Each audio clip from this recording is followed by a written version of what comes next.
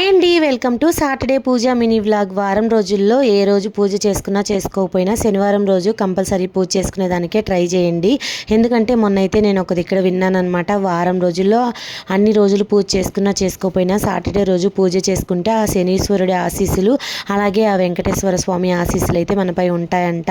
నిజంగా అది విన్నప్పటి నుంచి నాకు కుదరకపోయినా శనివారం రోజు కంపల్సరీ పూజ అయితే చేసుకోవాలని ఫిక్స్ అయ్యానమాట. అలాగని డైలీ పూజ చేసుకునే వాళ్ళని చేసుకోవద్దని అయితే నేను చెప్పను, కానీ కొంతమందికి కుదరదు కదా. అలాంటప్పుడు కనీసం శనివారం రోజైనా పూజ చేసుకునేదానికి ట్రై చేయండి. నేను కూడా ఈరోజు పూజ అయితే చేసుకున్నాను, చాలా ప్రశాంతంగా జరిగిందనమాట. ఈరోజు ఇంకొక స్పెషల్ ఏంటంటే కృత్తిక అనమాట.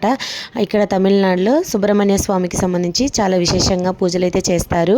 ఇంకా స్వామివారికి కూడా పూజ అయితే చేసుకొని చక్కగా గోవిందనామాలు అయితే చదువుకున్నాను. నైవేద్యంగా పెసరపప్పు పాయసం అయితే చేసి పెట్టుకున్నాను. నా ముగ్గు ఎలా ఉందో కమెంట్ చేయండి. వీడియో నచ్చితే లైక్ చేయండి, ఛానల్ని సబ్స్క్రైబ్ చేయండి. బాయ్.